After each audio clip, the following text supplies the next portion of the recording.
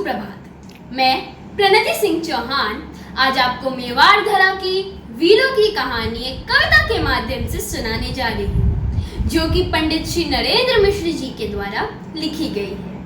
दोहराता हूँ सुनो रक्त से लिखी हुई कुर्बानी, जिसके कारण मिट्टी भी चंदन है राजस्थान। रावल रत्न सिंह को छल से कैद किया खिलजी ने, कालजयी मित्रों से मिलकर दगा किया खिलजी ने। खिलजी का चित्तौड़ दुर्ग में एक संदेशा आया, जिसको सुनकर शक्ति शौर्य पर फिर अंधियारा छाया। 10 दिन के भीतर न पद्मिनी का डोला यदि आया, यदि न रूप की रानी को तुमने दिल्ली पहुंचाया, तो फिर राणा रत्न सिंह का शीश कटा पाओगे। शाही शर्त न मानी तो पीछे पछताओगे। यह दारुण संवाद लहर सा दौड़ गया रण भर में, यह बिजली की तरह क्षितिज से फैल गया अंबर में। महारानी हिल गई, शक्ति का सिंहासन डोला था सतत वो मजबूर जुल्म विजयी स्वर में बोला था। रुष्ट हुए बैठे थे सेनापति गोरा रणधीर, जिनसे रण में भय खाती थी खिलजी की शमशीर। अन्य अनेकों मेवाड़ी योद्धा रण छोड़ गए थे, रत्न सिंह की संधि नीति से नाता तोड़ गए थे। पर रानी ने प्रथम वीर गोरा को खोज निकाला, वन वन भटक रहा था मन में तिरस्कार की ज्वाला। गोरा से पद्मिनी ने खिलजी का पैगाम सुनाया, मगर वीरता का अपमान ज्वार नहीं मिट पाया। बोला मैं तो बहुत तुच्छ हूँ, राजनीति क्या जानूं, निर्वासित हूँ राजमुकुट की हट कैसे पहचानूं। बोली पद्मिनी समय नहीं है वीर क्रोध करने का, अगर धरा की आन मिट गई घाव नहीं भरने का। दिल्ली गई पद्मिनी तो पीछे पछताओगे, जीते जी रजपूती कुल को दाग लगा जाओगे। राणा ने जो कहा किया वो माफ करो सेनानी, इतना कहकर गोरा के कदमों पर झुकी पद्मिनी। यह क्या करती हो गोरा पीछे हट बोला, और रजपूती गरिमा का फिर धड़क उठा था शोला। महारानी हो तुम सुशोधिया कुल की जगदम्बा हो, प्राण प्रतिष्ठा एक लिंग की ज्योति अग्नि गंधा हो। जब तक गोरा के कंधों पर यह दुर्जय शीश रहेगा, महाकाल से भी राणा का मस्तक नहीं कटेगा।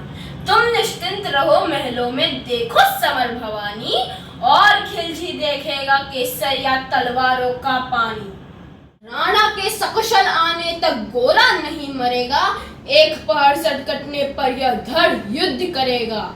एक लिंग की शपथ राणा वापस आएंगे, महाप्रलय का घोर प्रबंधन भी न रोक पाएंगे। शब्द शब्द मेवाड़ी सेनापति का था तूफानी, जैसे शंकर के डमरू पर जागी वीर भवानी, जिसके कारण मिट्टी भी चंदन है राजस्थानी। दोहराता हूँ सुनो रक्त से लिखी हुई कुर्बानी। खिलजी मचला था पानी में आग लगा देने को, पर पानी प्यासा बैठा था ज्वाला पी लेने को। गोरा का आदेश हुआ सज गए 700 डोले, और बाकुरे बादल से गोरा सेनापति बोले, खबर भेज दो खिलजी को पद्मिनी स्वयं आती है, अन्य 700 सखियां भी वो संग लिए आती है। स्वयं पद्मिनी ने बादल का कुमकुम तिलक किया था, दिल पे पत्थर रख के भीगी आंखों से विदा किया था। और 700 सैनिक जो यम से भी भिड़ सकते थे, हर सैनिक सेनापति था लाखों से लड़ सकते थे। एक एक कर बैठ गई सज गई डोलियां पल में, मर मिटने की होड़ लग गई थी मेवाड़ी दल में। हर डोली में एक वीर था 4 उठाने वाले, पांचों ही शंकर की गढ़ की तरह समर मत वाले। बजा कूच का शंख सैनिकों ने जयकार लगाई, हर हर महादेव की ध्वनि से दशों दिशा लहराई। बागोरा बादल के अंतस में जगी ज्योत की रेखा, मातृभूमि चित्तौड़ दुर्ग को फिर जी भर कर देखा। कर अंतिम प्रणाम घोरे पर चरे सुबट अभिमानी, देशभक्त की निकल पड़े थे लिखने वे अमर कहानी, जिसके कारण मिट्टी भी चंदन है राजस्थानी। दोहराता हूँ सुनो रक्त से लिखी हुई कुर्बानी। जा पहुंची डोलियां एक दिन खिलजी के सरहद में, उधर दूत भी जा पहुंचा खिलजी के रंग महल में। बोला शहंशाह पद्मिनी मल्लिका बनने आई है, रानी अपने संग हुस्न की कलियां भी लाई है। मगर एक फरियाद उसकी फकत पूरी करवा दो, राणा रत्न सिंह से एक बार उसको मिलवा दो। खिलजी उछल पड़ा का फौरन यह हुक्म दिया था, बड़े शौक से मिलने का शाही फरमान दिया था। यह शाही फरमान दूत ने गोरा तक पहुंचाया, गोरा झूम उठे उस क्षण बादल को पास बुलाया। बोले बेटा वक्त आ गया है अब कट मरने का, मातृभूमि मेवाड़ धरा की दूध सफल करने का। यह लोहार पद्मिनी भेष में बंदी ग्रह जाएगा, केवल 10 डोलियां लिए गोरा पीछे धाएगा।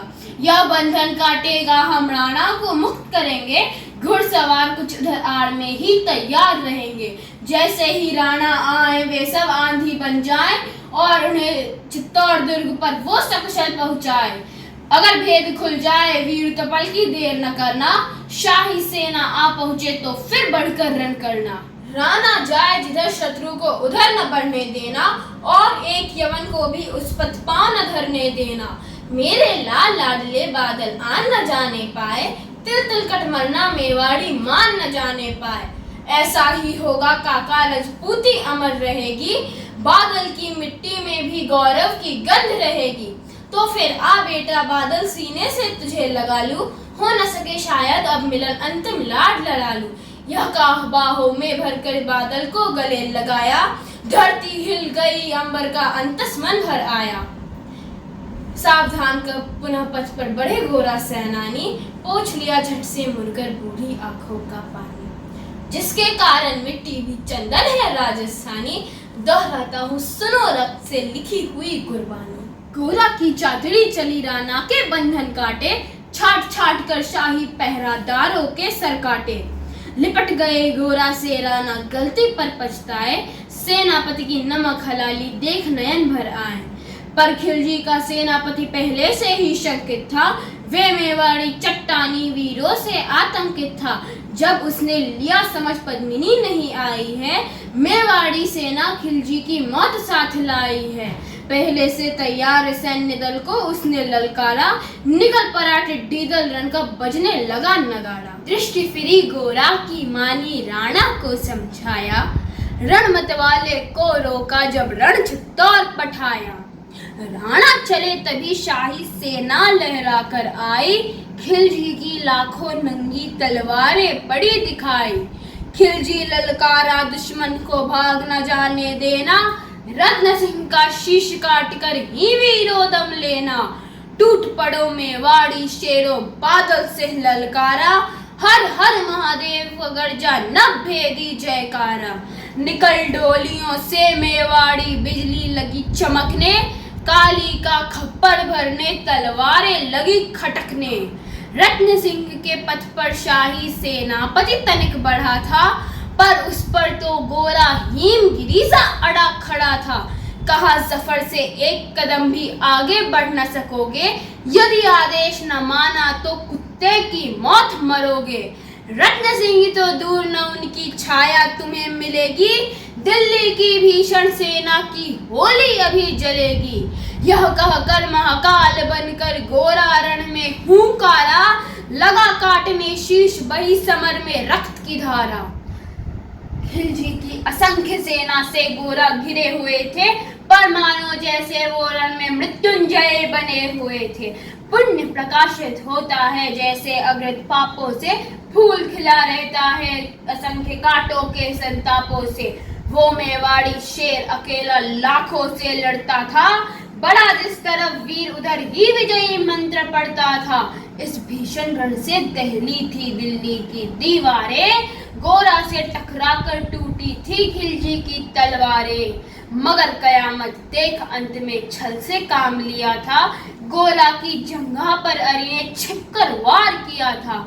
वही गिरे वीरवर गोरा जफर सामने आया, शीश उतार दिया धोखा देकर मन में हर्ष आया। मगर वह रे मेवाड़ी गोरा का धड़ भी दौड़ा, किया जफर पर वार की जैसे सर पे गिरा हथौड़ा। एक वार में ही शाही सेनापति चीर दिया था, जफर मोहम्मद को केवल धड़ ने निर्जीव किया था। जो ही जफर कटा शाही सेना का साहस लड़ जा, काका का धड़ देख बादल से महारुद्र सा गरजा। अरे कायरों नीच बांगड़ो छल से रंग करते हो, किस बूते पर जवान मर्द बनने का दम भरते हो। यह कहकर बादल उस क्षण बिजली बन करके टूटा था, मानो धरती पर अंबर से अग्निशिला छूटा था। ज्वालामुखी फटा हो जैसे दरिया हो तूफानी, सदियों दोहराएंगी बादल की रंग कहानी। अरिका भाला लगा पेट में आते निकल पड़ी थी, जख्मी बादल पर लाखों तलवारें खींची खड़ी थी। कसकर बांध लिया आतों को केसरिया पगड़ी से, रंचक डिगा नवाह प्रलयंकर सम्मुख मृदु खड़ी से। अब बादल तूफान बन गया, शक्ति बनी फौलादी, मानो खप्पड़ लेकर रण में लड़ती हो आजादी। उधर वीरवर गोरा का धड़ अरिदल काट रहा था, और इधर बादल लाशों से भूतल पाट रहा था। आगे पीछे दाएं बाएं जमकर लड़ी लड़ाई, उस दिन समर भूमि में लाखों बादल पड़े दिखाई। मगर हुआ परिणाम वही की जो होना था, उनको तो कण कण अरियों के शौर्य से धोना था। मेवाड़ी सीमा में राणा सकुशल पहुंच गए थे, गोरा बादल रण में तिल तिल खेत रहे थे। एक एक कर मिटे सभी मेवाड़ी वीर सिपाही, रत्न सिंह पर रंचक आँच न आने पाई। गोरा बादल के शव पर धरती माता रोई थी, उसने अपने दो प्यारी ज्वलंत मणियां खोई थी। धन्य धरा मेवाड़, धन्य गोरा बादल बलिदानी, जिनके बल से रहा पद्मिनी का सतत्व अभिमानी। जिसके कारण मिट्टी भी चंदन है राजस्थानी, दोहराता हूँ सुनो रक्त से लिखी हुई।